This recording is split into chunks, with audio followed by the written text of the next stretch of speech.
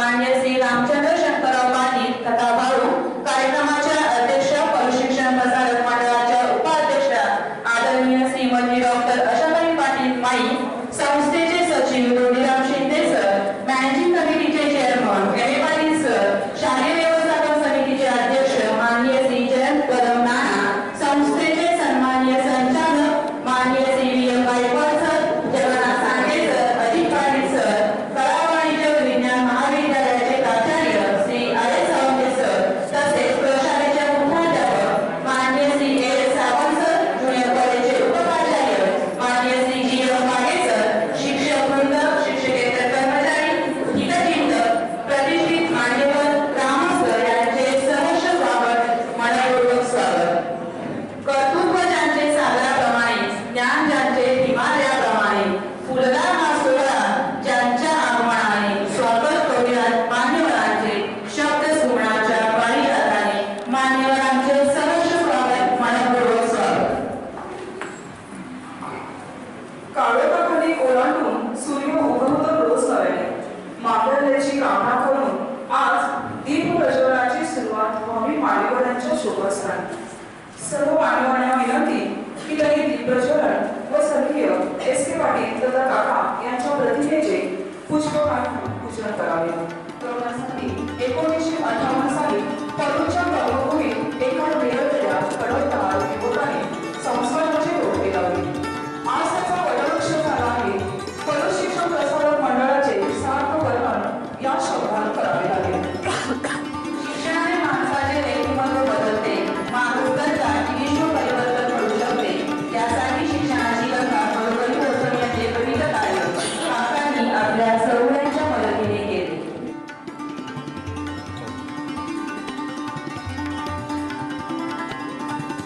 दीप लावूया ज्ञानाचा, प्रकाश पसरे मानवतेचा. दीप लावूया श्रद्धेचा, प्रकाश पसरे भक्तीचा. दीप लावूया मानवतेचा, प्रकाश पसरे पावित्र्याचा. दीप लावूया आत्मतेजाचा, प्रकाश पसरे साक्षात्काराचा. दीप लावूया सामर्थ्याचा, प्रकाश पसरे विवेकाचा.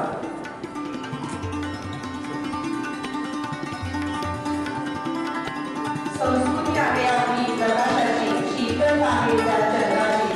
दीप प्रज्वलनाने सुरुवात कार्यक्रमाची हीच प्रथा आहे भारतीय संस्कृतीची.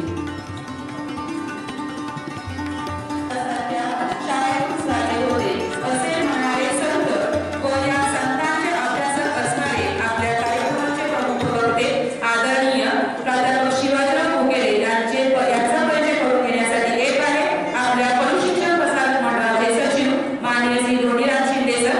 सरांना विनंती की त्यांनी आजच्या प्रमुख पाहुण्याचा परिचय व कार्यक्रमाचे प्रास्ताविक करावे. सर्वांना नमस्कार. सन्माननीय व्यासपीठ, आज या ठिकाणी कैलासवासी एस.के. पाटील काका यांच्या स्मृती व्याख्यानमालेची या ठिकाणी सुरुवात होत आहे. आजच्या व्याख्यानमालेसाठी आमंत्रित केलेल्या आजच्या कार्यक्रमाचे प्रमुख पाहुणे प्राध्यापक शिवाजीराव भोकेले सर यांचं मी या ठिकाणी प्रथमतः स्वागत करतो. त्याचबरोबर आजच्या या कार्यक्रमाच्या अध्यक्ष आदरणीय माई, पशुशिक्षण प्रसारक मंडळाचे सन्माननीय अध्यक्ष आदरणीय भाऊ, मॅनेजिंग कमिटीचे chairman M A. Patil sir, Jayant Nana, त्याचबरोबर पशुशिक्षण प्रसारक मंडळाचे संचालक जगन्नाथ दादा, अजित पाटील सर यांचे या ठिकाणी मी स्वागत करतो. तसेच पशुशिक्षण प्रसारक मंडळाच्या कला वाणिज्य विज्ञान महाविद्यालयाचे प्राचार्य सावंत सर, लखविद्या मंदिर ज्युनियर कॉलेज प्रशालेचे मुख्याध्यापक सावंत सर, बालविकास विद्या मंदिर मुख्याध्यापिका जाधव मॅडम, पागे सर, सर्व विभाग प्रमुख, शिक्षक, शिक्षकेतर कर्मचारी यांचे या ठिकाणी स्वागत करतो. त्याचबरोबर पंडित विष्णुजी डोंगर पशुशिक्षण प्रशालेचे मुख्याध्यापक दरांडे सर यांचे या ठिकाणी स्वागत करतो. त्याचबरोबर या ठिकाणी उपस्थित सर्व रसिक बंधू आणि भगिनी यांचं मी पशुशिक्षण प्रसारक मंडळाच्या वतीने या ठिकाणी स्वागत करतो. पशुशिक्षण प्रसारक मंडळाची स्थापना 1958 साली झाली. माननीय काकांच्या बरोबर आज या ठिकाणी संस्थापक सदस्य जे आहेत रवी गुरुजी आणि जय श्रीराम कदम बापू आज आपल्यामध्ये मार्गदर्शनासाठी उपलब्ध आहेत.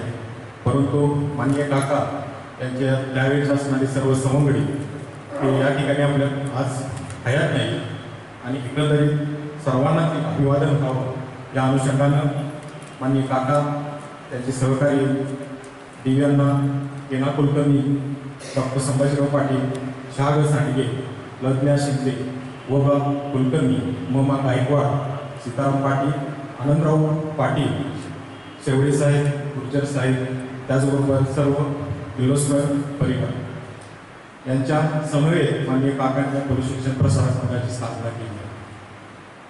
शिक्षणाने समाज घडतो या उदात्त विचाराने जर शिक्षण जर नाही मिळालं तर समाजाचा विकास होणार नाही आणि जर समाजाचा विकास करायचा असेल तर शिक्षण आवश्यक आहे. हा दूरदृष्टी दृष्टिकोन 1958 साली माननीय काकांनी त्या ठिकाणी मणी बाळगला आणि प्रशिक्षण प्रसारक मंडळाची स्थापना केली. या थोर विचाराची संस्काराची आपल्यावरती कुठंतरी विचाराची झालं किंवा विचाराची योग्य व्हावी म्हणून या थोर व्यक्तींना अभिवादन करणे हा या व्याख्यानमाले मागचा उपक्रम आहे. तर महिन्यात एक व्याख्यान साहित्य क्षेत्रातील असो, शिक्षण क्षेत्रातील असो, ज्या विचारानं आपला समाज घडेल आणि सामाजिक मूल्य रुजतील हा विचार बाळगून हा उपक्रम या ठिकाणी हाती घेतलेला आहे. खरं वाचते पाहता आपण विज्ञानाने प्रगती केली पण या प्रगतीबरोबर आपण संस्काराची मूल्ये कुठेतरी हरवत चाललो आहोत की काय अशा प्रकारची विचार या ठिकाणी निर्माण झालेला आहे. विज्ञानाने जरी प्रगती केली असली तरी मोबाईलमुळं आपण दुरावलं जात आहोत. पूर्वी एकत्र कुटुंब पद्धत होती. त्या एकत्र कुटुंब पद्धतीमध्ये एक वेगळा कुटुंब प्रमुखाचा धाक असायचा, संस्काराचा विचार असायचा, संस्काराची जाणीव असायची, एक भीती असायची. परंतु ही भीती कुठेतरी कमी होत चाललेली आहे. या मोबाईलच्या दुनियेत विज्ञानाच्या युगाकडे जात असताना सामाजिक मूल्यांची किंवा संस्काराची कुठेतरी अवहेलना होते की काय आणि निर्माण होणारी भावी पिढी शिक्षणाबरोबर जरी आपण प्रगती करत असलो तरी संस्काराचं कुठेतरी कमतरता जाणवत आहे. हे विचार या ठिकाणी आपल्याला दिसू लागलेले आहेत. याचे दूरगामी परिणाम निश्चित आपल्याला पुढे भोगावे लागणार आहेत. कोरोना आला 2 वर्षामध्ये बरेच आपल्याला सामाजिक मूल्याची शिकवण देऊन गेला. परंतु जर हे समाज किंवा ही नवी विद्यार्थी पिढी यांना एक संस्काराची एक शिदोरी द्यायचा जर विचार करणं हे आपल्या सर्वांचं कर्तव्य आहे. आपण शिक्षण क्षेत्रामध्ये काम करत आहोत आणि शिक्षणानंच हा समाजाचा विकास घडू शकतो. काका नेहमी म्हणायचे की माझं वय 90 वर्ष परंतु या संस्थेचं वय 60 वर्ष म्हणजे वयाच्या 30व्या वर्षी एका उदात्त विचाराने ही तरुण मंडळ एकत्रित आली. या ओसाड माळावरती या शिक्षणाचं रोपटं लावलं आणि या रोपट्याचं आज वटवृक्षामध्ये रूपांतर होत आहे. आणि हे काम करत असताना ही सर्व जबाबदारी आपल्या सर्व शिक्षक बंधू भगिनींची आहे आणि या शिक्षक बंधू भगिनीच्या हातीच उद्याचा समाज, उद्याचा विद्यार्थी आपल्या हातून शिकून पुढे मोठा होणार आहे आणि समाज घडणार आहे.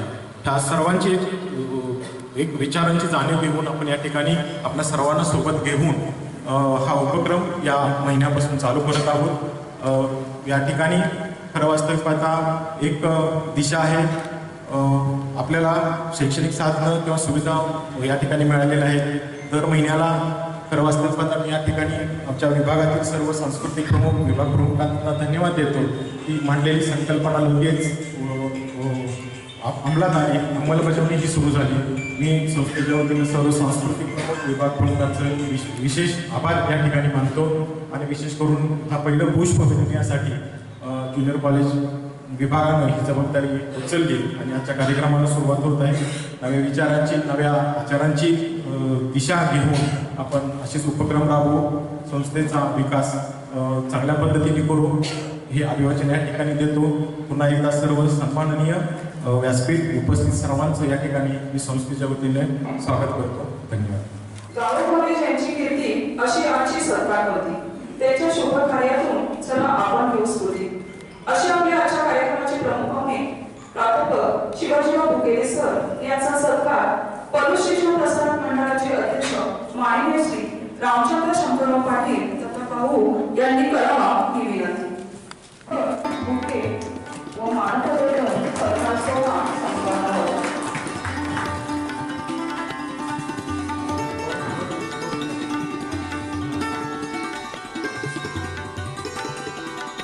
मानपत्राचा मजकूर फार सुंदर आहे. स्वर्गीय एस के पाटील तथा काका यांच्या अभिवादन व्याख्यानाद्वारे आपण रसिकांशी प्रभावी सुसंवाद साधतात. शिक्षण, उद्योग, कृषी, सहकार, अध्यात्मिक, सामाजिक अशा अनेक क्षेत्रात आपला स्वतंत्र ठसा काकाने उमटवला. अशा विषयपूर्ण व्यक्तिमत्वाची ओळख जनमानसात रुजवण्यासाठी आपले योगदान सदैव प्रेरणादायी ठरेल. आपल्यासारख्या विचारवंतांच्या प्रेरणादायी शब्दांनी समाज परिवर्तन करून मानवी मनावर होणारे संस्कार निश्चितच आदर्शवत ठरतील. तुम्ही हाती घेतलेले कार्य हे आदर्शवत आहे. म्हणूनच सर हे मानपत्र आम्ही आपणास सविनय अर्पण करीत आहोत. सत्यकार्याच्या कळसावर तुमच्या आमचा मायाचा मुद्दा अशा आमच्या कार्यक्रमाचे अध्यक्ष व प्रशिक्षण प्रसारक मंडळाचे उपाध्यक्ष आदरणीय श्रीमती डॉक्टर आशाताई पाटील माई यांचा सत्कार प्रशालेचे मुख्याध्यापक मान्य Shri A S Rao sir यांनी करावा ही विनंती. श्याम श्रीफळ मोडके देव यांचा सत्कार सन्मान होत आहे.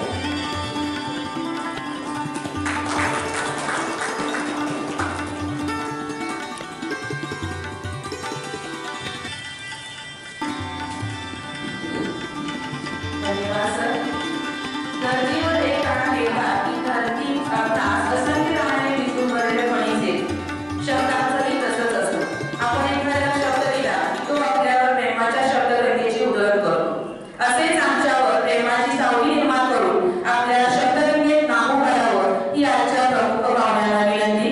मी आपल्याला राधे प्रमुख पाहुण्यांना विनंती करते की त्यांनी मौलिक मार्गदर्शन करावे.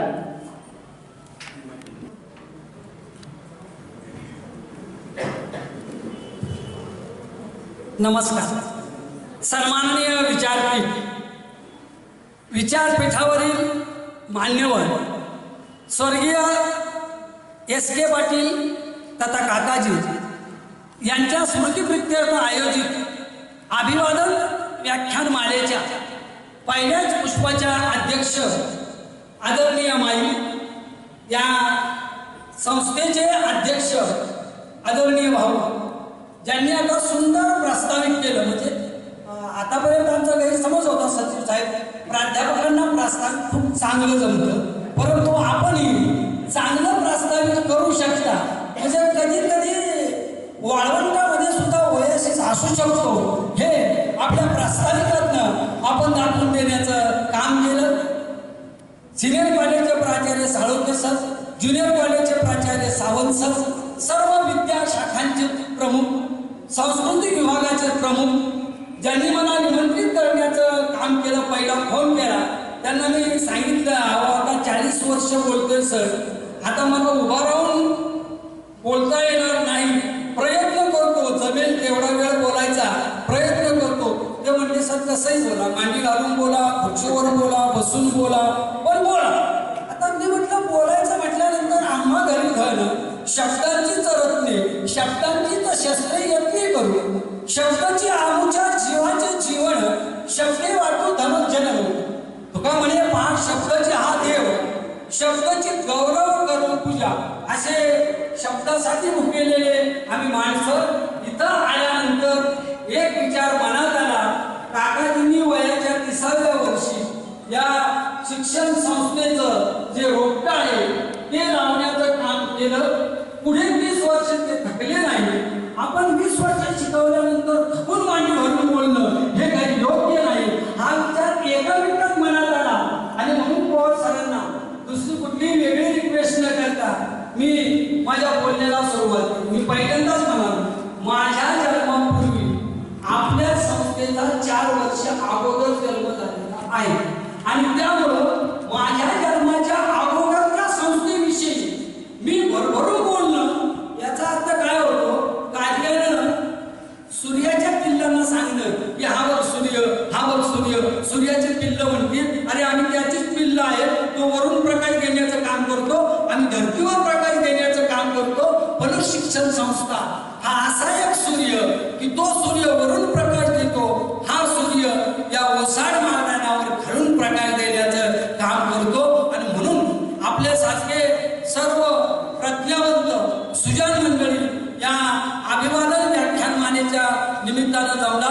संस्थेचं अभिवादन व्याख्यानमालेच्या निमित्तानं पुनश्च अभिनंदन. सध्या किराणा मालाच्या दुकानात वाईन असावी की पानपट्टीमध्ये बिअर शॉपी असावी असे वाद सुरू असताना तुम्हाला काय वेळेपणा सुचला महिन्याला एक व्याख्यान ठेवायचं हे मला काही कळलं नाही. कारण या देशातले अतिरथी महारथी सर्व कशात काय असावं यामध्ये गुंतलेले आहे. आपल्याकडे काय असावं याचा विचारच अजून त्यांना पडला नाही. म्हणून शिक्षण संस्था ही याचा विचार करते की आपल्यात काय असावं, आपल्या शिक्षकांच्यात काय असावं, आपल्या विद्यार्थ्यांच्यात काय असावं. त्यावेळी मधुकरराव चौधरी असं म्हणाले होते की शिक्षण नावाचा रथ हा 4 घोड्यांनी ओढला जातो. यातले पहिले जे 2 घोडे आहेत हे 2 घोडे, एक घोडा शिकणारा आणि दुसरा घोडा शिकवणारा. त्यातला तिसरा जो घोडा आहे तो शिकवायला लावणारा आणि चौथा जो घोडा आहे तो शाळा महाविद्यालयात पाठवणारा. असे 4 घोडे आहेत. यातला एक जरी घोडा पाठीमागं पडला तर शिक्षणाचा रथ कुठं कोलमडेल याचा पत्ता सुद्धा लागणार नाही. मधुकररावांचे वाक्य आजच्या दृष्टीनं विचार करायला गेलं तर बंधूंनो आणि भगिनींनो, आपण एका दृष्टिकोनातून भाग्यवंत आहोत. आपल्याला शिक्षक येईल, शेवंती येईल, इन्क्रिमेंटचं बाकीचं काहीतरी होईल, सगळ्या गोष्टी होत जातील. कधी आपला किस्सा रिकामा होईल, कधी आपला किस्सा भरल्या जाईल. परंतु मरणाच्या वाट पाहणाऱ्यांच्या समोर आपण कधी उभे राहत नाही. आपण माळ्यानं बागेत गेल्यानंतर टवटवीत फुलांचा साक्षात्कार घ्यावा. कुणीच फुलं नाही घेतली, 2 फुलं तोडावीत, हातामध्ये घ्यावीत, तळव्यामध्ये चोळावीत आणि तळवे सुगंधित करून घ्यावी. माझा प्रामाणिक विश्वास आहे शिक्षक हा असा माळी आहे की आपले फुले कुणीच नाही घेतली तर आपल्या तळव्यात घ्यावी आणि ते चोळत बसावी. 40 वर्ष म्हणत राहावं अमुक माझा विद्यार्थी, मी 40 किलोचा, परंतु माझा विद्यार्थी आंतरराष्ट्रीय पातळीवर झळकलेला आहे हे एका MD ला म्हणता येणार नाही. कारण सध्या उद्घाटनापूर्वी पूल वाहून जातात. सध्या कोरोनाच्या काळामध्ये कार मोटरसायकलवर फिरणारे आज टोयोटामधून फिरायला लागले. अशी जी अवस्था आहे ही अवस्था एका बाजूला शिक्षण क्षेत्रात आहे, परंतु दुसऱ्या बाजूला शिक्षक हा एक असा घटक आहे की ज्या घटकानं सतीचं वाण जरी स्वीकारलेलं नसलं तर शिकवणारा माझ्या बरोबर धावणारा असावा याची अपेक्षा शिक्षकाकडे असते. शिक्षकाची अपेक्षा जेव्हा माझ्या बरोबर धावणारा असावा तेव्हा तो त्याला गप शानाई खाली बस असं कधी म्हणत नाही. त्याच्या मनामध्ये येणारे जिज्ञासेचे सारे प्रश्न जे आहेत या प्रश्नाची प्रामाणिकपणे तो उकल करण्याचं काम करतो. आणि म्हणून माझं व्याख्यान किंवा यानंतर वर्षभरात होणारी व्याख्यान तुम्हाला संस्काराचं खूप मोठं विद्यापीठ देतील असा भोळा आशावाद मी तुमच्या समोर प्रकट करणार नाही. फक्त ते एक काम करतील, अंधारामध्ये काजळ्याचा प्रकाश देण्याचं काम या निमित्तानं होईल. आणि या निमित्तानं एका गोष्टीचा मला आनंद झाला. खरं तर काकाजींच्या विषयी सचिवांनी सांगितल्याप्रमाणे चंदनाला मी कधी चंदन आहे याचे डिजिटल फलक लावावे लागत नाही. रातराणीला या माझा सुगंध घ्या, माझा सुगंध घ्या म्हणून आपली जाहिरात कधी करावी लागत नाही. वाऱ्याची एक झुळूक आली की रातराणीचा सुगंध आसमंताला गंधित करण्याचं काम करून टाकतो. एवढंच नव्हे तर बोळी बाबळीपासून झाडाझुडपांच्या पर्यंत सर्वांगी सुवास परितो उगला न राहे, स्वभावते तरुवर चंदन करीतची जाये. असं चंदनाला मी चंदनी खोड आहे, मी सुगंध देतो हे कधी सांगावं लागत नाही. नव्हे आपल्या संगतीत येणाऱ्यांना सुद्धा सुगंध देणं हे त्याचं काम आहे. मग तो प्राध्यापक असेल, तो शिक्षक असेल, तो प्राथमिक विभागामध्ये शिकवणारी शिक्षिका अगर शिक्षक असेल. मित्र हो, आपण बाभळीचे झाडं नाही, हे आपलं खूप मोठं नशीब आहे. आपण चंदन आहोत, दिला तर दुसऱ्याला सुगंध देणार आहोत, दुसऱ्याच्या वाटेत काटे पसरवणार नाही. आणि जो पसरवतो त्याला मी शिक्षक म्हणत नाही. माझ्या पिढी जी आहे ही पिढी घडणार आहे आणि म्हणून शिकवणाऱ्यांनी शिकणारा माझ्या बरोबर प्रसंगी 2 पावलं माझ्या पुढे गेला तरी काही हरकत नाही याची अपेक्षा करावी.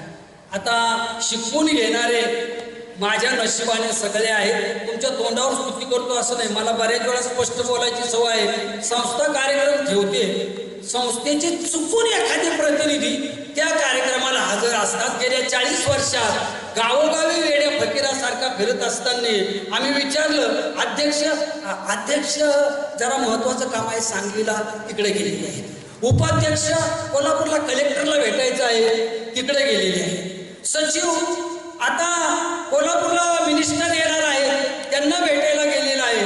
मग आम्ही विचारतो, आम्हाला कशाला बोलवलं? तुम्हाला यांच्यासाठी बोलवलं. कारण शिकवणाऱ्यांनी शिकवत जावं, शिकणाऱ्यांनी शिकत जावं. आम्ही फक्त पाठीमागनं कोरडे मारत राहावे, पळ पुढं, थांबलास तर संपला, एवढं करण्याचं काम करावं. परंतु पलूस शिक्षण प्रसारक मंडळाचे सर्व संस्था चालक आम्ही तुमच्या बरोबर धावणारे. रेंदाळकरांनी म्हटल्याप्रमाणे कायदा पाळा गतीचा, काळ मागे लागला, थांबला तो संपला. जो थांबणार आहे तो संपणार आहे. आणि त्यामुळं शिक्षणामध्ये येणारे जे नवे नवे ज्ञानप्रवाह आहेत, या नव्या नव्या ज्ञानप्रवाहांना माझ्या संस्थेतील विद्यार्थ्यापासून शिक्षकांच्या पर्यंत सर्वांनी स्पर्श केलाच पाहिजे याची जाणीव ज्या संस्था चालकांना असते ती संस्था 57 पासून 2022 पर्यंत टिकून राहते आणि पुढे सूर्यचंद्र उगवण्याचं आणि मावळण्याचं काम करतील तोपर्यंत ती संस्था टिकून राहते. अन्यथा शिकणारे का शिकतात माहीत नाही, शिकवणारे का शिकतात हे माहीत नाही. काहीतरी दुकान उघडायचं म्हणून दुकानदाराने कारखानदारांच्याकडे मागणी करायची आणि कारखानदारांनी सांगायचं हे तुला एक दुकान, आणि त्यानं जमेल तेवढे दिवस दुकान चालवायचं, अन्यथा कुलूप घालून रिकामं व्हायचं. ज्या शिक्षण संस्था आपण मगाशी म्हटला त्याप्रमाणे युवलेसे रोप लाविले द्वारी, तयाचा वेलू गेला गगनावरी, मोगरा फुलला फुले वेचिताती पहारू तळियासी आला. अशा मोगऱ्याप्रमाणे असतात त्यांचा मांडव, त्यांचा विस्तार हा यावश्चंद्र दिवाकरोती होत राहतो. असाच पलूस शिक्षण प्रसारक मंडळाचा विकास होत राहावो. आणि काकाजींनी जी सदिच्छा, काकाजींनी ज्या जिज्ञेसेपोटी या शिक्षण संस्थेसाठी सगळं तन मन धन अर्पण केलं, त्यांच्या खरं तर आपण किती मोठ्या प्रमाणात एखाद्या व्यक्तीचं श्राद्ध घातलं, आपण किती लोकांना जेवू घातलं, आपण त्या व्यक्तीच्या नावाने किती जाहिरातबाजी केली, याच्यापेक्षा त्या व्यक्तीचे जे तत्वनिष्ठ विचार आहेत, हे तत्वनिष्ठ विचार शिकणारे, शिकविणारे, शिकवून घेणारे आणि तिथं पाठवणारे यांच्यात आले पाहिजे. कारण आजचा पालकाचा वर्ग हा एका विशिष्ट मनोभूमिकेमध्ये आहे आणि या विशिष्ट मनोभूमिकेमधून त्याला बाहेर काढायचं. आता आपल्या शाळा सुरू झाल्या, ज्युनियर विभाग सुरू झाला, काही दिवसात बाकीचे विभाग जे आहेत हे विभाग सुरू व्हायला लागतील. पहिल्यांदा कधी शाळा सुरू करता कायमचं कुलूप घालता पहिली तक्रार, दुसऱ्यांदा पोराला करू नये एकदा जाऊ दे की मग शाळा सुरू करा, पोरग काय मारायचं तिथं नेऊन काय करायचं, चालवणाऱ्यांनी कुलूप घालायचं की चालवणाऱ्यांनी नेमकं काय करायचं हा खूप मोठा प्रश्न. परंतु या स्वयंभू घटकाला कुणी अडविण्याचं काम जे आहे हे काम करत नाही. म्हणून शिक्षक मित्रांनो, भगिनींनो, माझ्यासारख्या एका शिक्षकाचं आल्यानंतर आपण मन भरून स्वागत आणि शंका समाधान नाही केलं तरी चालेल, कारण मी समजेल आपले भावबंद आहेत, 5 तास सकाळी शिकवून कदाचित कंटाळले असतील, आता वेलकम करायला तेवढी ताकद राहिली नसेल, हे माझ्यासारखा समजू शकेल. पण तुम्ही किती तास शिकवलं यापेक्षा पालकांच्या समोर तुम्ही कसं रिप्रेझेंट झाला हा भाग अतिशय महत्त्वाचा आहे. आणि हेच तुमचं प्रेझेंटेशन त्या संस्थेचं भवितव्य उज्ज्वल करण्याचं काम करतं. राहिला प्रश्न, तुम्ही मला जो विषय दिला तो विषय आहे. खरं तर तुम्ही सर्व ज्ञान विज्ञान तंत्रज्ञान यंत्राचे किंवा शस्त्राचे पुजारी, मी शास्त्राचा पुजारी. संत साहित्य संत माणसाने बोलावं आणि संत साहित्यावर संत माणसाने धोंडीराज महाराजांच्या मंदिरात जावं आणि तिथं बसून तुका म्हणे घालून तयावरी भार वाहू हा संसार देवा पाहिजे. जे राहिलं असेल ते त्याला अर्पण, जे राहिलं नसेल ते त्याला अर्पण दुर्दैवाने. संत साहित्याकडे पाहण्याचा आमचा दृष्टिकोन हा आहे.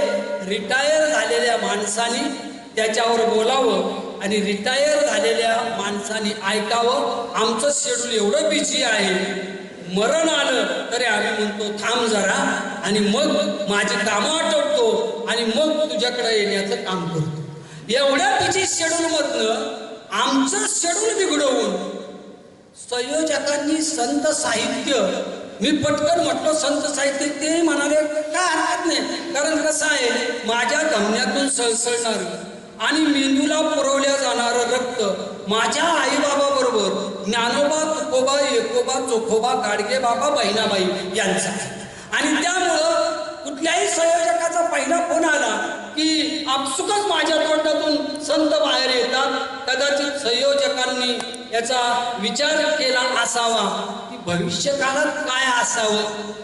ज्युनियरकडं 58 नंतर आणि सिनियरकडं 60 नंतर याचं प्लॅनिंग पहिल्याच अभिवादन व्याख्यानामध्ये सर्वांनी करावं. याच्यासाठी कदाचित मला हा संत साहित्यातलं समाज प्रबोधन हा जो विषय आहे हा विषय देण्यात आलेला असावा, मी सुचवलेला असावा किंवा संयोजकांनी देण्यात आलेला असावा. मी मागाशी म्हटलं तसं संत साहित्याकडे बघण्याचा मुळात आमचा दृष्टिकोन हा आहे की हे संत लोकांचं साहित्य आहे. म्हणजे एका गालफडात मारली तर दुसरा गाल पुढे करतो याच्यासाठी आहे. कुणी जर 4 शिव्या दिल्या, पांडुरंग तुझं भलं करू दे असं शिव्या देणाऱ्यालाही म्हणू, आणि कुणी ओव्या म्हटल्या तर तरीही पांडुरंग तुझं भलं करू दे असं ओव्या म्हणणाऱ्यालाही म्हणू दे. असं मानणाऱ्यांचं संत साहित्य आहे असा आमचा समज. मराठियांच्या नगरीला ब्रह्मविद्येचं भोजन घालणाऱ्या, खळखळत्या इंद्रायणीचं पाणी पिऊन, सळसळत्या आजान वृक्षाची पाने खाऊन, देहूगावच्या लोकांचे शिव्या आणि शाप सहन करीत चंद्रमौळी झोपडीमध्ये स्वतःला कधीतरी बंद करून घेऊन ज्यानं सच्चिदानंदाच्या कंदातील ब्रह्मानंद हा माझ्या मायबोली मराठीमध्ये सर्वांना देण्याचं काम केलं. त्या ज्ञानदेवांची 10-11 वर्षाची चिमुरडी बहीण जेव्हा ताटीचं दार बंद होतं तेव्हा म्हणायला लागते, हे दादा, जर तुझ्यासारख्यानं झोपडीचं दार बंद करून बसला तर जगाने पाहावं कुणाकडे रे. अरे आईच डोळे बंद करून बसली आणि आईच्या मांडीवर मुलाने विष्ठा केली म्हणून आईनंच मांडी कापून टाकली तर मुलाने जावं कुणाकडे रे. अरे दादा, योगी पावन मनाचा, साई अपराध जनाचा, चिंता क्रोध मागे सारा, ताटी उघडा ज्ञानेश्वरा, ताटी उघडा ज्ञानेश्वरा. विश्वरागे झाले वन्नी तरी संधी सुखी व्हावे पाणी. ज्ञानदेवा, तुम्हाला पाणी होऊन आग्नी झालेल्या या विश्वाला शांततेचा महामंत्र जर द्यायचा झाला तर तुम्हाला आता डोळे उघडे ठेवले पाहिजेत आणि डोळे उघडे ठेवून जनता जनार्दनाचे दुःख खऱ्या अर्थाने वेशीवर टांगण्याचं काम जे आहे हे काम केलं पाहिजे. म्हणून दादा जागा हो. दादा जागा झाला. आळंदीतून नेवासेला गेला. वयाच्या 14व्या वर्षी आळंदीतून नेवासेस पोहोचला आणि नेवासेना महादया गावामध्ये शके 1212 काही टीका केली ज्ञानेश्वरे सच्चिदानंद बाबा आदरे लेखक झाला आणि शके 1197 वाशी आपेगाव क्षेत्र जन्म ऋषिकेशी 1197 ला ज्ञानदेवांचा जन्म आणि 1212 ला 9000 वयापेक्षा अधिक असणारं देशिकालेनं नाम ज्ञानेश्वरी 14 वर्षाच्या कोवळ्या पोरानं जनता जनार्दनाच्या हातात देण्याचं काम केलं. बंधूंनो, माझं 14 वर्षाचं पोरग नेमकं काय करते? माझी 14 वर्षाची पोरगी नेमकी काय करते? घराघरात ज्ञानेश्वर नाही जन्माला आले, घराघरात विज्ञानेश्वर जरी जन्माला नाही आले तर घराघरात अज्ञानेश्वराचं प्रोडक्शन होऊ नये याच्यासाठी संत साहित्याची गरज आहे. लगेच घरामध्ये ज्ञानेश्वर संत साहित्याचं अध्ययन केल्यानंतर जन्माला येईल असं नाही. विज्ञानाचा महामंत्र जपला म्हणून लगेच उद्या तुमच्याकडे न्यूटन आणि आईन्स्टाईन रस्ता विचारत येतील असं काहीच होणार नाही. परंतु या दोन्हीच्या पलीकडं बालक अज्ञानात समाज अज्ञानात असं जर राहिलं, मुळात इथं अंधारात आवाज देणाऱ्या घोगडांची संख्या स्वातंत्र्याच्या उंबरठ्यापूर्वीच 50 वर्ष अगोदर वाढली. आता ती घोगडं गेली आणि रस्त्यावरची घोगडं तयार झाली आणि त्यावेळा हा प्रश्न निर्माण व्हायला लागला की खरंच समाजाला संत साहित्याची गरज आहे का? त्यावेळा हा प्रश्न निर्माण झाला की संत साहित्य फक्त अलौकिकवादी किंवा अध्यात्मवादी आहे. संत साहित्यावरचा दुसरा आरोप, संत हे पारलौकिक दृष्टीचे अध्यात्मवादी होते आणि असे अध्यात्मवादी संत जे आहेत या अध्यात्मवादी संतांनी अध्यात्माचे चुनचुने वाजविण्याचं काम केलं. एक अभंग सांगतो तुकारामाचा आपल्याला. देवघरावरी विंचू जो बैसला, देवपूजा नावडे तयार, तेथे पैजाराचे काम, आधमासी तो आगम. याच्यामध्ये कुठलं अध्यात्म आहे हे आपण सर्वजण तसा अभंगाचा पुन्हा अर्थ न करण्याची गरज नाही, अर्थ जाणू शकता. जर देवघरावर बसलेल्या विंचवाला मारावं तर देवाला चप्पल लागते, नाही मारावं तर विंचून अंगी मारल्याशिवाय राहत नाही. आणि मग बहुजनासमोर प्रश्न पडतो, काय करावं? म्हणून तो देवाजवळच जाण्याचं काम करत नाही. तुकोबा हा महाराष्ट्राचा असा पहिला महात्मा फुले की ज्या महात्मा फुलेने आम्हाला हे सांगण्याचं काम केलं. आजकाल आम्ही जे टिट फॉर टॅट वगैरे म्हणतो ना, जशाच तसं तुकोबाने जशाच तसं 1530 पूर्वी सांगण्याचं काम केलं. हे जशाच तसं सांगताना सांगितलं की देवा विंचू जवळ बाळगू नको. अलीकडं मी गॉडफादरांना सांगत असतो की आपल्या जवळ असावे, झुरळं असावे, पाली असाव्यात, बाकीचं असावं, परंतु विंचू नसावं. कारण गॉडफादरावर विंचू बसला तर मारायचा कुणी, हा खूप मोठा सामाजिक प्रश्न आज 21व्या शतकात आहे तसा आहे.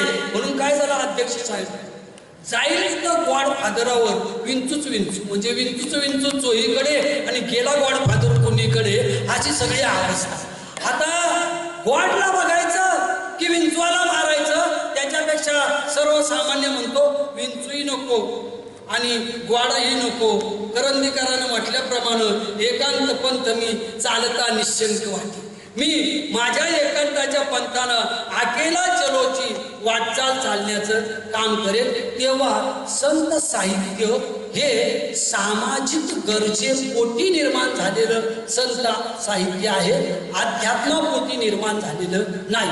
अध्यात्म हे संत साहित्याचं एक अंग आहे. बरं, आपलं अध्यात्म कसं? आपलं अध्यात्म हटातटाने जटा रंगवून मठामठांची उठाठेव करायची, शिष्यांची पिलावळ वाढवण्याचं काम करायचं. कधी 4 प्रकाश बघायचे, कधी 5 प्रकाश बघायचे, कधी अंगातून देव यायचा तर अंगाबाहेर देव यायचा. हे आपलं अध्यात्म. मी कोण ऐसा करावा विचार म्हणे ज्ञानेश्वर निवृत्तीचा हा जो मीचा विचार आहे. ही जी स्वशोधाची आनंद यात्रा आहे. या स्वशोधाच्या आनंद यात्रेपर्यंत आपलं अध्यात्म कधी पोहोचतच नाही. अनेक आध्यात्मिकांच्याकडे आपण गेला असाल आणि मग त्यांनी हातात कुंकू घेऊन त्याचे तांदूळ करून दाखवले असतील. अनेक आध्यात्मिकानं कधी कधी पाण्यावरून चालण्याचा पराक्रम केला असेल. त्यांच्यापेक्षा रघुवीर जाधवकार काही वाईट नाही. याच्यापेक्षा हजारो नकला बिचारा करत होता, परंतु जसा आला तसा निघून गेला. संतांचं अध्यात्म ही स्वतःमध्ये शोधण्याची आनंद यात्रा होती.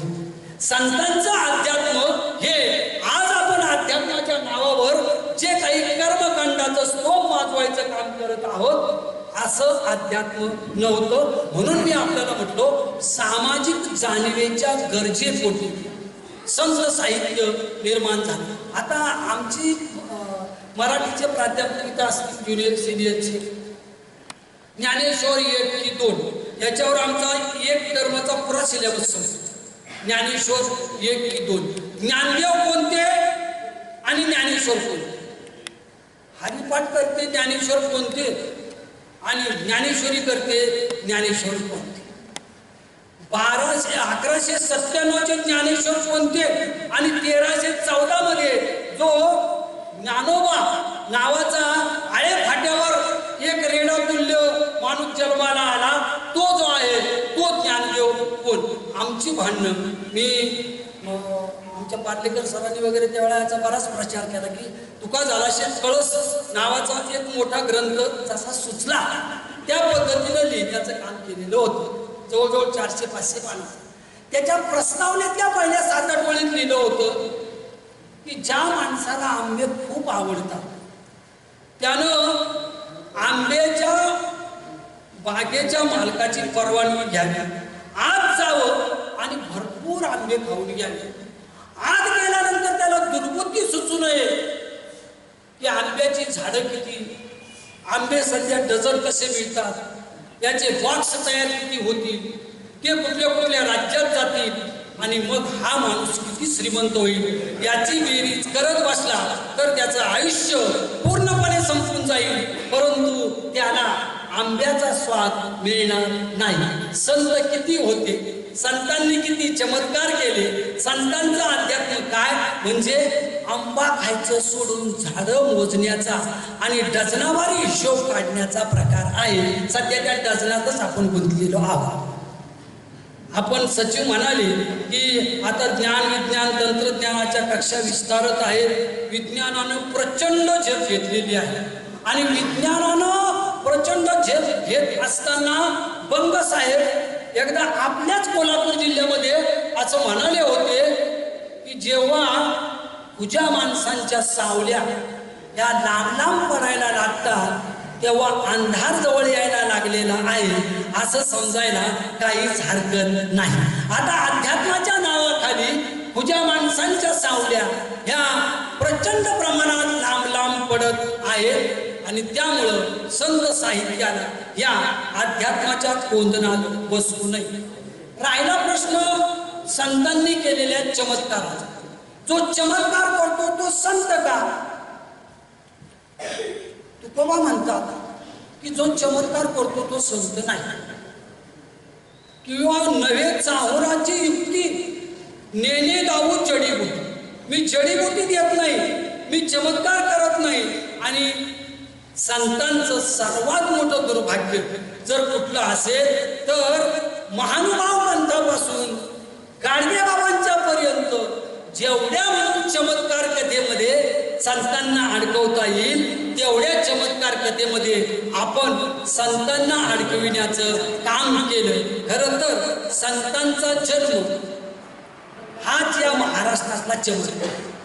संतांचा जन्म हाच या भारतातला चमत्कार.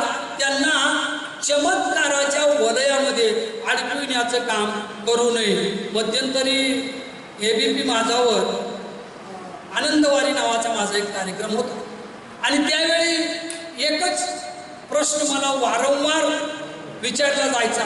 वारंवार मला आमचे जे डायरेक्टर होते ते सांगायचे, सर प्रश्न हा आहे, ज्ञानेश्वरांनी भिंत चालवली खरं की खोटं एकदा TV वर सांगा.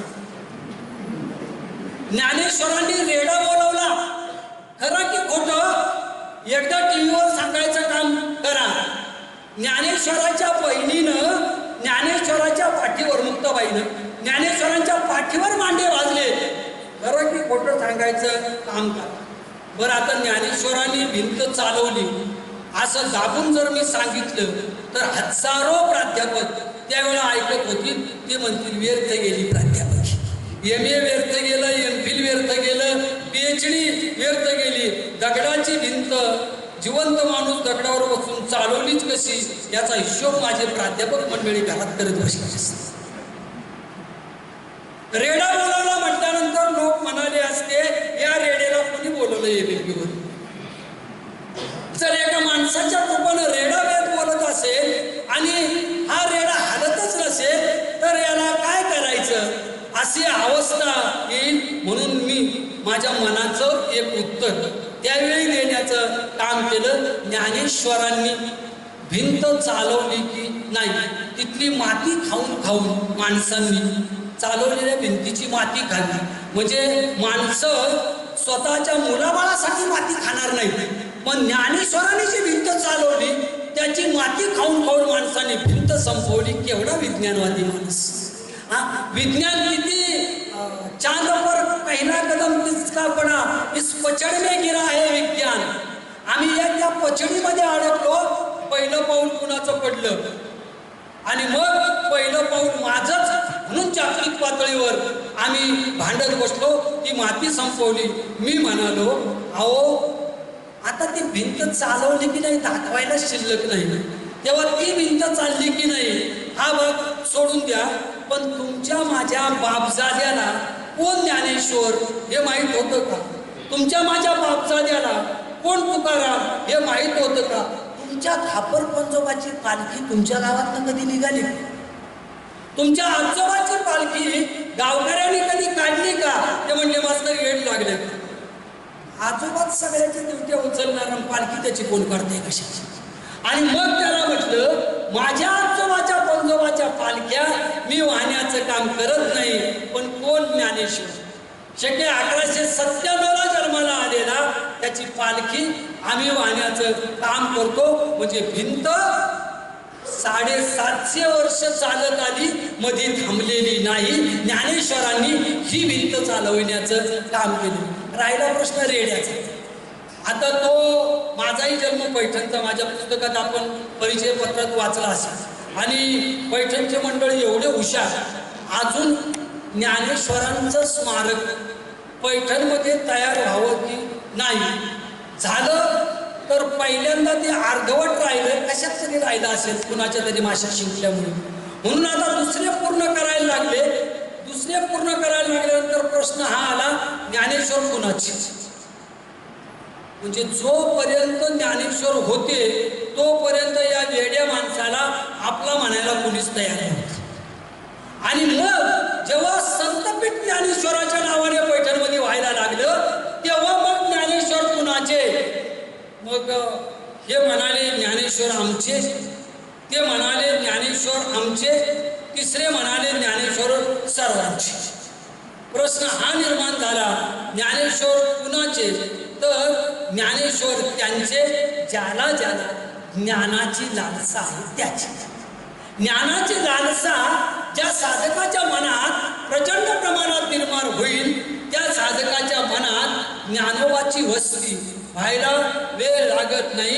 आणि मग आमच्या त्या श्रोत्यांना त्या प्रश्नाचं उत्तर म्हणून मी सांगितलं, मला लग्नाची पत्रिका नाही आणि तरी मी गेलो तर लोक म्हणतील परिणाम झाला. मला वास्तुशांतीची पत्रिका नाही, मी गेलो तर लोक म्हणतील तुला बोलवलंच कोणी इथे. पत्रिका नसताना आलाच कशाला? पण मला आषाढीची कुणी पत्रिका दिली नाही, मला कार्तिकीची कुणी पत्रिका दिली नाही. मला मागे वाचण्याची कुणी पत्रिका दिली नाही. माझ्यासारखा मंदबुद्धीचा माणूस आज 550 किलोमीटरचं अंतर पार करून ज्ञानोबा तुकोबासहित विठोबाच्या भेटीला जातो. याच्यापेक्षा रेडा बोलायचा काही वेगळा चमत्कार आहे. 4 पायाच्या रेड्याने बोलण्यापेक्षा ज्यानं खऱ्या अर्थाने निर्बुद्ध माणसांच्या जीवनामध्ये बुद्धीची लालसा निर्माण करण्याचं काम केलं, ज्ञानदेवांचं समाज प्रबोधन हे आहे. एक प्रश्न खरा आहे की ज्ञानेश्वर थोडेसे क्लास म्हणजे भाषेची जी क्लासिकल म्हणतात, संगीतात जसं क्लासिकल असतं ना तशी भाषेची जी क्लासिकलता आहे. अनेक शिक्षक मला म्हणतात, सर ज्ञानेश्वरी किती वेळा वाचली म्हणजे म्हटलं जेव्हा आई वाती वळीत होती आणि बाबा देवळातनं येत होता, बाबा म्हणायचा काहीतरी वाचण्यापेक्षा ज्ञानेश्वरी वाच. त्यावेळेपासून वाचायला लागलो.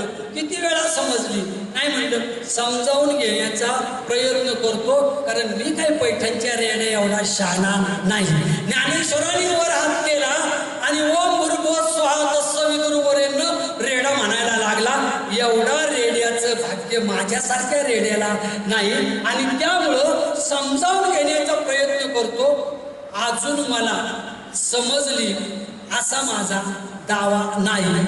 आज मला 40 वर्षानं जर असं वाटत असेल मला ती समजली नाही, तर त्यामध्ये बुद्धिमत्तेचं आणि भाषेची जी क्लासिकलता म्हणतात तिचं किती प्रखर तेज असेल. कारण भाषा हे प्रबोधनाचं तीक्ष्ण शस्त्र आणि प्रबोधनाचं हे तीक्ष्ण शस्त्र समाज जीवनामध्ये परिवर्तनाचे वारे जे आहे हे वारे निर्माण करण्याचं काम करतं. आणि म्हणून जी माणसं गावकुसाबाहेर दबलेली होती, ज्यांना माणूस म्हणून अधिकार नाकारलेला होता, त्यांना पंढरीच्या निष्कलंक वाळवंटात एकत्र करून माझ्या जीवीची आवडी पंढरपुरा नेईन गुढी पांडुरंगी मनरंगले गोविंदाचे गुण वेदिले अशी प्रतिज्ञा त्या ज्ञानियाच्या राजानं केली.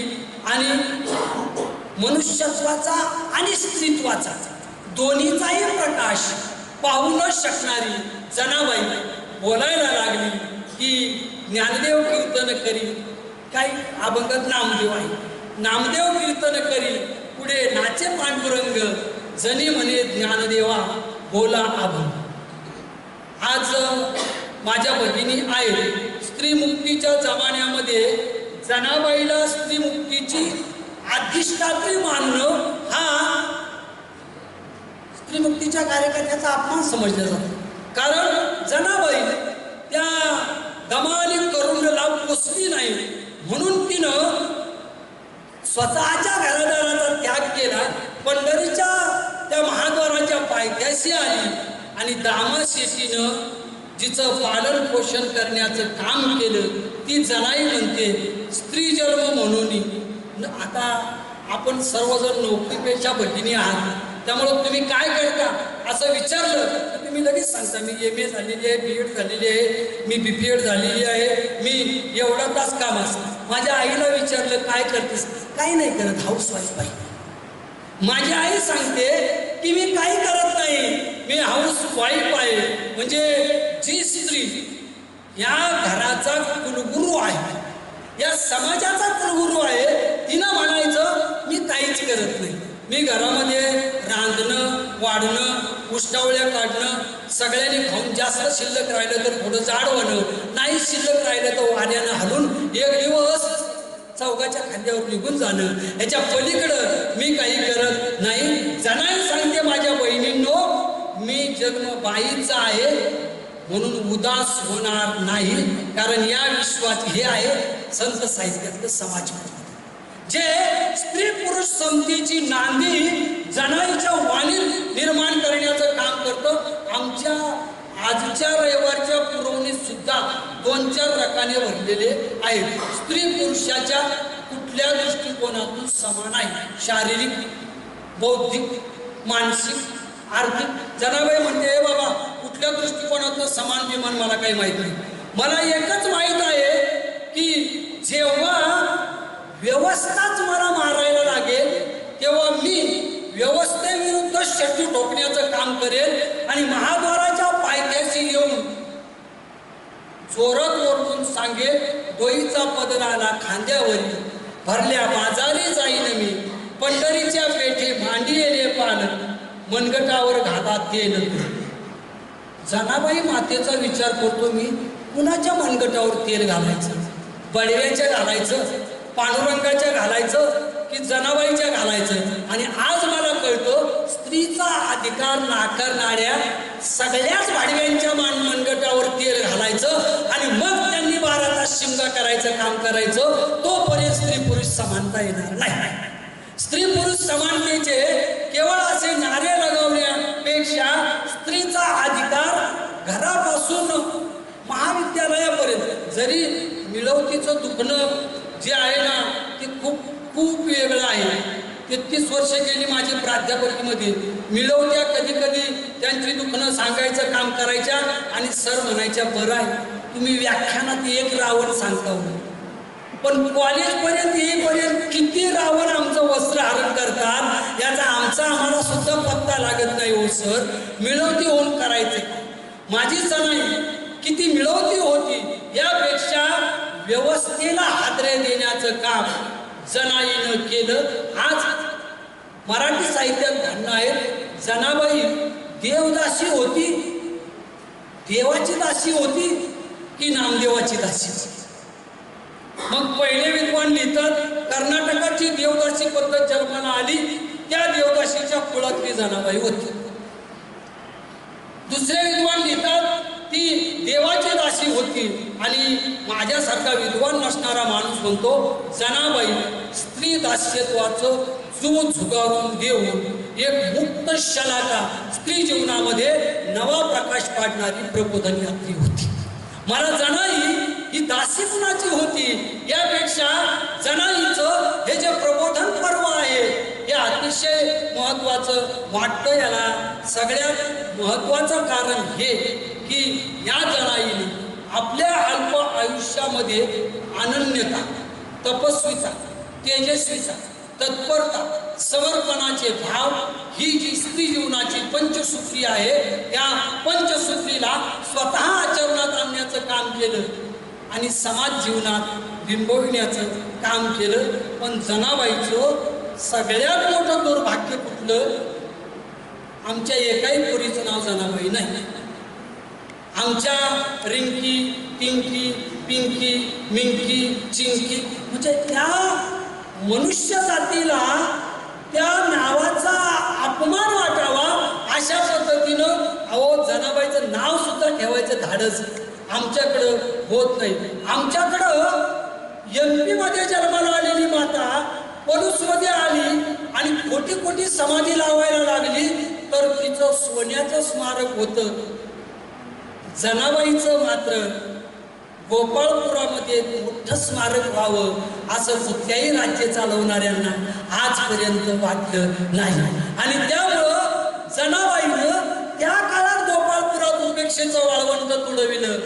आजही जनाबाई नावापासून गावापर्यंत आणि गावापासून स्मारकापर्यंत उपेक्षेचं वाळवंट तुडविण्याचं काम करत आहे. ज्यानं तिला आपल्या जवळ घेऊन पोचण्याचं काम केलं त्या नामदेवानं जनाईला आपली आश्रित नाही मानली.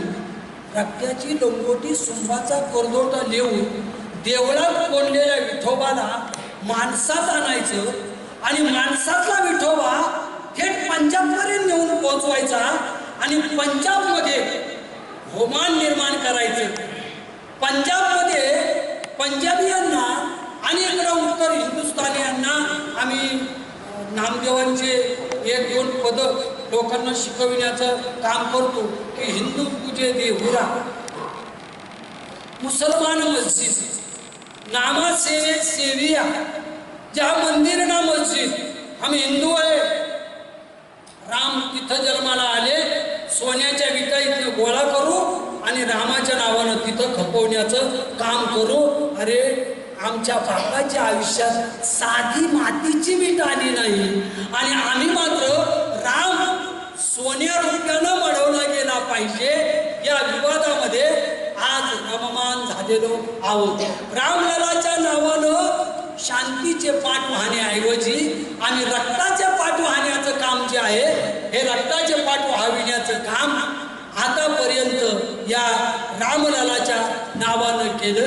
ही माता जेव्हा कोटी कोटी समाधी लावून आम्हाला भुलवण्याचं काम करते, तिची स्मारक होतात. निदान हे जिवंत स्मारक नामदेव म्हणतात, हिंदूंना आपल्या हिंदुत्वाचा प्रचंड अभिमान, मुसलमानांना प्रचंड अभिमान.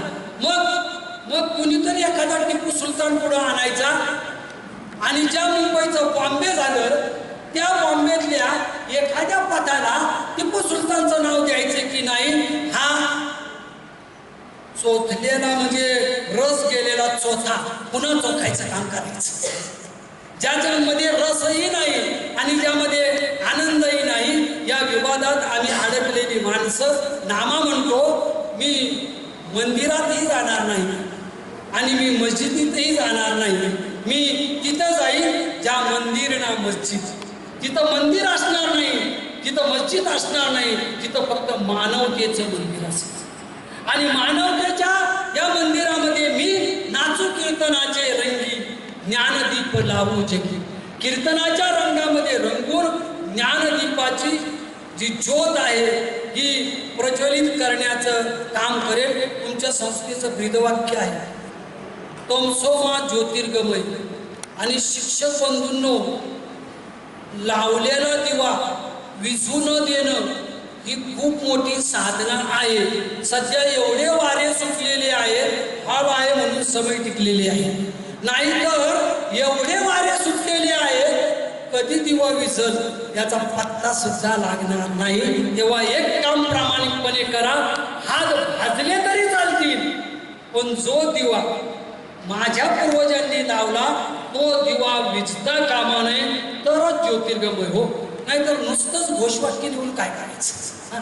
लिहायचं घोषवाक्य, योही अंधारातून दिवा कधी विझला पत्ताच नाही, असं होता कामा नये. कारण दिव्याला वात असावी लागते विवेकाची, दिव्याला तेल असावं लागतं वैराग्याचं, दिव्याला अग्नी असावा लागतो जीवन निष्ठेचा. तोपर्यंत दिवा तेवत राहतो. याची वात कमी पडली, निष्ठा कमी पडली, म्हणजे जिथं आपण काम करतो त्याच्यावर किती निष्ठा असावी याच्या बाबतीत तुकोबांचा एक अभंग आहे. आणि अभंग तुकोबांनी सरळ सांगितलं, स्वामी काज गुरु भक्ती, पितृवचन नेमा सेवापती, हीच विष्णूची महापूजा, अनुभव नाही तुझा. भक्ताची व्याख्या काय आपल्याकडे? सकाळी 5ला उठून महादेवाला पाण्यात कोंडून देवाला फुलाच्या राशीत झाकतो तो भक्त.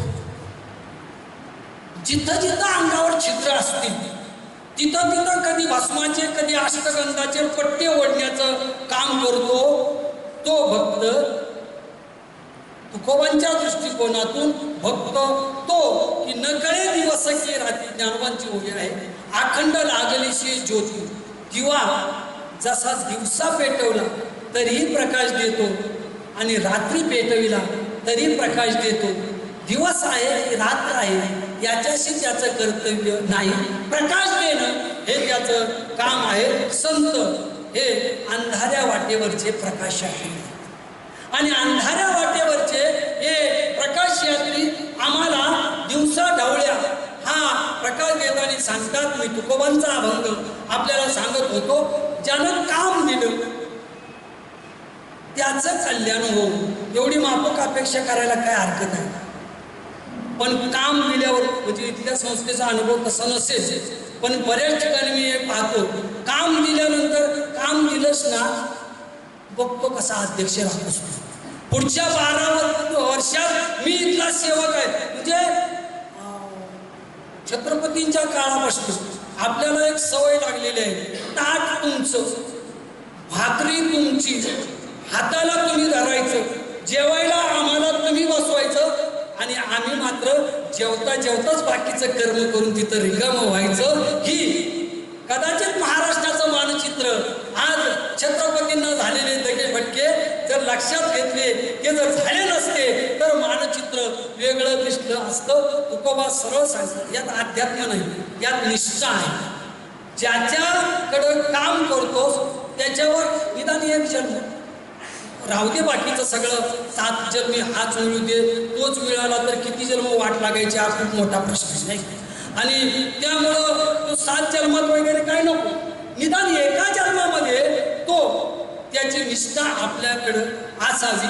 ही निष्ठा मी ज्या नामदेवाविषयी आपल्याला सांगत होतो, बहुजन समाजामध्ये प्रतिकार क्षमतेची जाणीव निर्माण व्हावी आणि बहुजनाचं हरवलेलं आत्मभान जागं व्हावं म्हणून लंगोटी परिधान करणाऱ्या संत नामदेवांनी बहुजनांना खडबडून जाग करताना एका अभंगात सांगितलं होतं, पुष्कळ भूमीवरी उगवली तुळस अपवित्र तियेस म्हणू नये, काकविष्टे माझी वाढतो पिंपळ अमंगल तयास म्हणू नये, दासीची या पुत्रा राज्यपद आले उपमा मागिलाची देऊ नये, नामा म्हणे तैसा जातीचा मी शिंपी उपमा जातीची देऊ नये. अलीकडं जातीच्या आयडेंटिटीवर संस्था निघतात हे तुम्हाला सर्वांना माहीत आहे. अलीकडं एक कविता माझ्या प्राध्यापक मित्रांनी मागच्या 10-20 वर्षाच्या पूर्वीच्या सिलेबसमध्ये शिकवली असेल की जात जातीला भेटली, जात जातीला भेटली, जात तशीच पुढे येते, जात गल्लीत गेली, जात गल्लीपासून दिल्लीत गेली, जात कधी जाणार नाही, जात दुधावरची साय. हा कवी या कवितेच्या शेवटच्या चरणात म्हणतो ही जात दुधावरची साय आहे. अजूनही माणूस नावाच्या कैवल्य यात्रेला आम्ही जातीच्या चोखडात बघण्याचं किंवा चोखडात बघण्याचं काम करतो. संतांनी जाती आणि वर्णविरहित समाज रचना निर्माण व्हावी म्हणून समाजाला आपल्या बलदंड बाहून आदर देण्याचं काम केलं. आम्ही हुशार माणसं, आम्ही नामदेवाला शिंप्याचं कॉन्ट्रॅक्ट दिलं, आम्ही ज्ञानेश्वर बामणाकडं वाटून दिला, आम्ही तुकोबा कुंभ्याकडं दिला, आम्ही सावता माळ्याकडे दिला. म्हणजे ज्या संतांनी वर्ण आणि जात यांची चौकट तोडण्याचं काम केलं त्याच संतांना आम्ही वर्णाच्या आणि जातीच्या चौकटीत बसून रिकामं जातात आणि मग ह्या जाती आम्ही दिल्लीपर्यंत तशाच पुढे रेटण्याचं काम केलं. 3 उदाहरणं आहेत नामदेवांच्या या अभंगात. तुळस स्मशानात उगवली म्हणून भयानक होत नाही, तुळस गटाराच्या काठेवर उगवली म्हणून घाणेरडी होत नाही, आणि तुळस देवळाच्या दारात लावली म्हणून कधी पवित्र होत नाही. कारण तुळस ही तुळस असते, स्मशानात असली तरी वातावरणाला स्वच्छ करणं, गटाराजवळ असली तरी वातावरणाला स्वच्छ करणं, आणि देवळाच्या दारात असली तरी वातावरणाला स्वच्छ करणं हे तुळशीचं काम आहे. पलूस शिक्षण प्रसारक मंडळातल्या सर्व कर्मचारी बंधूंनो, तुम्ही तुळशी आहात, गांजाचे रोपटे नाही याचं भान ठेवा. मी तुळस आहे, ज्या ज्या ठिकाणी मी जाईल त्या त्या ठिकाणी समाज बेधुंद करणार नाही, समाजाला स्वच्छता देण्याचे काम करेल. भले माझ्या नावाने स्वच्छता अभियान राबवण्यात आलं काय ते राबवणाऱ्याच्या मनावर आहे, कुणाच्या नावावर राबवायचं आणि कुणाच्या नाही. कोणाला सोम्या गोम्याला भारतरत्न द्यायचा आणि ज्यानं खरंच महाराष्ट्र स्वच्छ केला तो कुठल्या खिरीत खराट्यात पडला याचा पत्ताच नसायचा. हे देश चालवणाऱ्यांच्यावर अवलंबून आहे.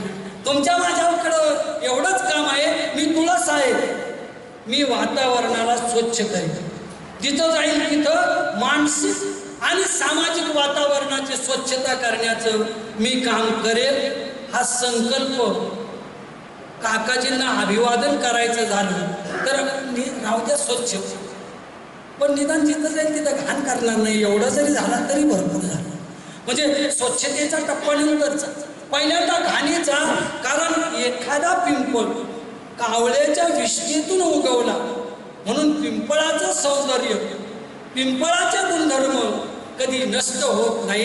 आणि एखादा कॉमन मॅन जर या देशाचा राष्ट्राध्यक्ष झाला तर तो कॉमन मॅन आहे आणि आता झालाच असा कसा असं करून उत्पत्त्या लावून मोजमाप काढता येत नाही.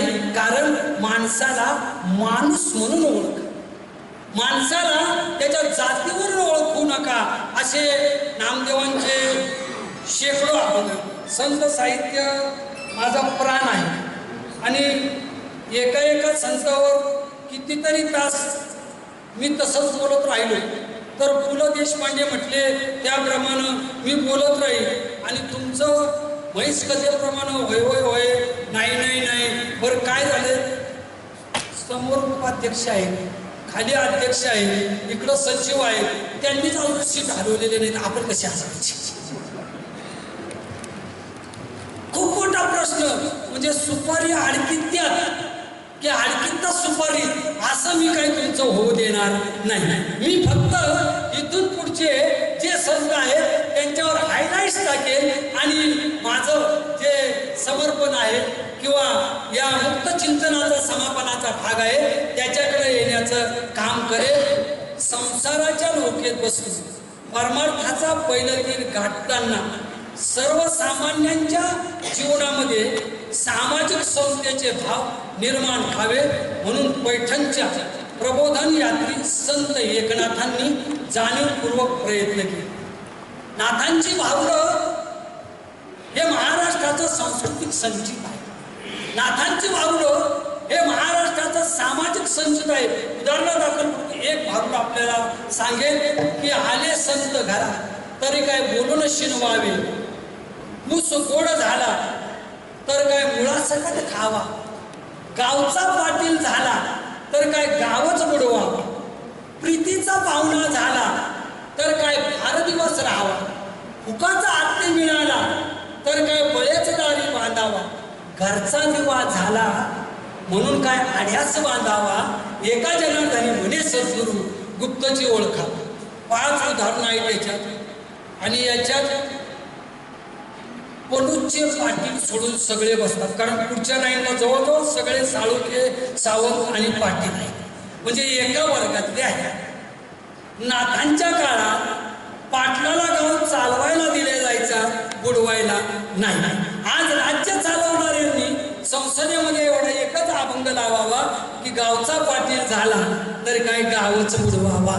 मी राज्याचा मुख्य झालो म्हणून राज्य मला बुडवायचं नाही, मला राज्य चालवायचं आहे ही धमक नाथांच्या प्रबोधनात होती.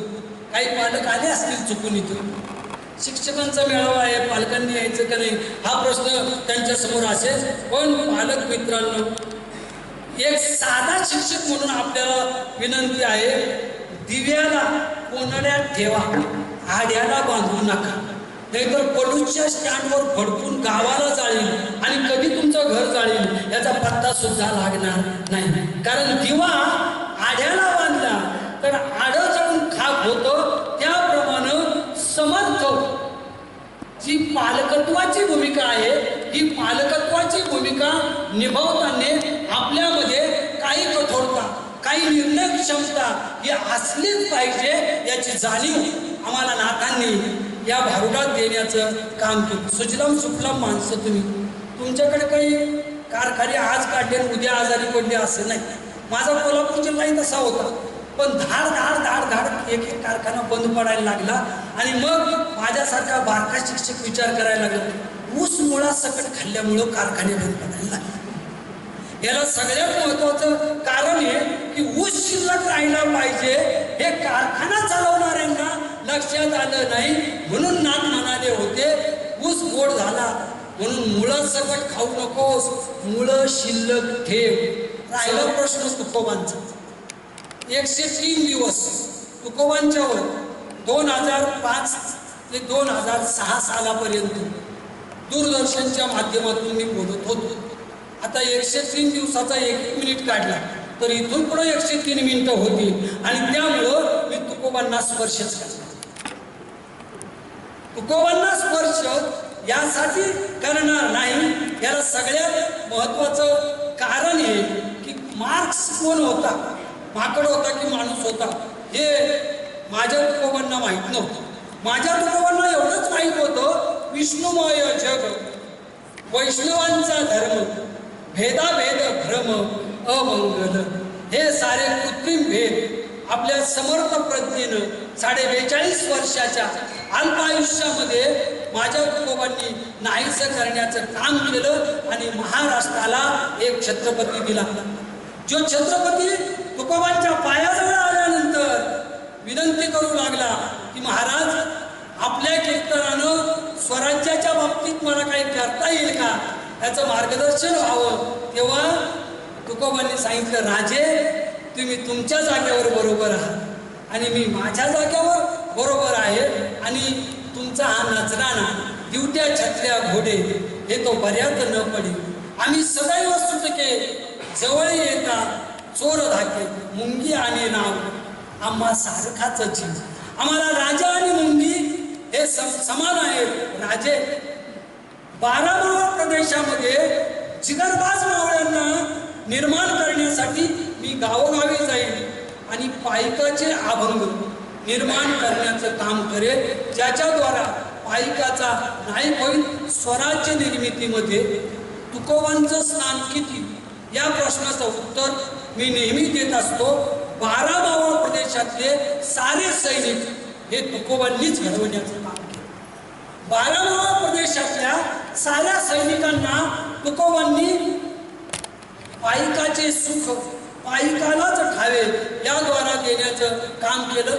आमचे म्हणणं मुळात हे, तुकोबा शिवांचे गुरु होते का नव्हते, आणखीन कोण कोण होते, मग त्याची लिस्ट वगैरे वगैरे सगळ्यांची लिस्ट मी म्हणतो ते शिवांचे गुरु होते की नव्हते याच्यापेक्षा ते झोपी गेलेल्यांना जागे करणारे जागल्या होते.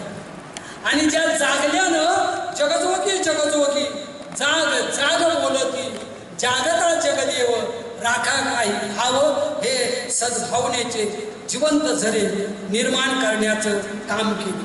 तुकोबांच्या समकालीन आणि त्यानंतर नारायण बाबा नंतर महाराष्ट्रात जन्माला आलेली फड संस्था या सगळ्यांनी प्रबोधनाची पंथी प्रबोधनाचा दिवा पेटविण्याचं काम केलं आणि या प्रबोधनात खऱ्या अर्थानं तुमच्या माझ्या आया बहिणीच्या देवघाटाच्या कोनाड्यात नेऊन बसवलं. ते तुमची माझ्या बापजाद्याच्या वेळची सख्खी बहिणाबाई, ज्या बहिणाबाईनं माझी माय सरस्वती मला शिकविते बोली, लेक बहिणाईच्या मनी किती गुपित पेरली. ही सगळी गुपित आपल्या गाण्याच्या रूपानं प्रकट करण्याचं काम केलं. अक्षराचे राजवाडे जिनं कधी स्वप्नात पाहिले नाही, तिचा हात पाहण्यासाठी ज्योतिष्य आला, त्याला तिनं सांगितलं, अरे ज्योतिष्या नको हात माया पाहू. आणि आम्ही मात्र PhD नंतर फेलोशिपचं काय होईल, उद्या सत्तेचं काय होईल याच्यासाठी शिकलेल्या माणसाचे हात कुडकुड्या ज्योतिष्यासमोर जोपर्यंत पसरत जातील तोपर्यंत शिक्षणाचा पराभव होईल आणि संतांचं प्रबोधन व्यर्थ जाईल. कमीत कमी शिकलेल्या माणसांचे हात तिथं पसरता कामा नये. शिकलेल्या माणसाला न शिकलेली बहिणाबाई सांगते, माझं भविष्य आणि माझ्या कपाळीच्या ललाटीच्या रेखा मी स्वतः निर्माण करण्याचं काम करेल. ती कुठल्या कुडकुड्यानं निर्माण करण्याचं गरज नाही. पण आज कुडकुडे एवढे तेजीत आले की आमच्या एका हिंदी कवीनं म्हटले, दुकानदार तो मेले में लुट गए यारो, दुकानदार तो मेले में लुट गए यारो, तमाशे में दुकानदार बन बैठे. हे तमाशे कधी दुकानदार झाले. आणि तुकोबा, ज्ञानोबा, एकोबा, चोखोबा ज्यानं सांगितलं, माझा देव सोहळ्यात नाही, माझा देव ओळ्यात नाही. कोण तो सोहळा, कोण तो ओवळा, दोन्हीच्या वेगळा विठ्ठल माझा, असा सोहळ्या ओवळ्याच्या पलीकडचा चोख विठ्ठल, चोख महाराष्ट्राला ज्या चोखोबांनी दिला ते चोखोबा व्यर्थ गेले. जिनं इहिरीत दोन मोठा, मोठ मंदी पाणी एक, मोठ हाकी तो एकला, जीव पोसतो किती क, हे खरं अध्यात्म सांगण्याचं काम केलं. जिनं आरे वारकऱ्या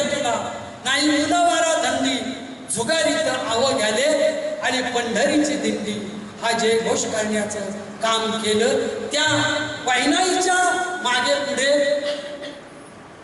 हातात खराटा, सायंकाळी कीर्तन, दिवसभर गाव झाडून स्वच्छ करायचं आणि संध्याकाळ झाल्यानंतर लोकांच्या डोक्यातल्या किडा मुंग्या काढून टाकायच्या आणि मग लोकांना सांगायचं, अरे बाबा, समुद्राच्या काठावर सत्यनारायण घालून बुडालेली जहाजं वर आणा.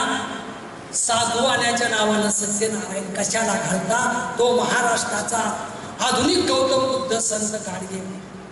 ज्या गाडगे बाबानं गाडग्यात केला ब्रह्मांडाचा काला, खापराने प्याला तत्वज्ञान, देऊन या टाळी उठविले रान, ज्याचे ज्याला भान येण्यासाठी ज्याचं भान त्याला देण्याचं काम जे आहे हे काम केलं गाडगे बाबा. नंतर मात्र दिवे विझू विझू व्हायला लागले.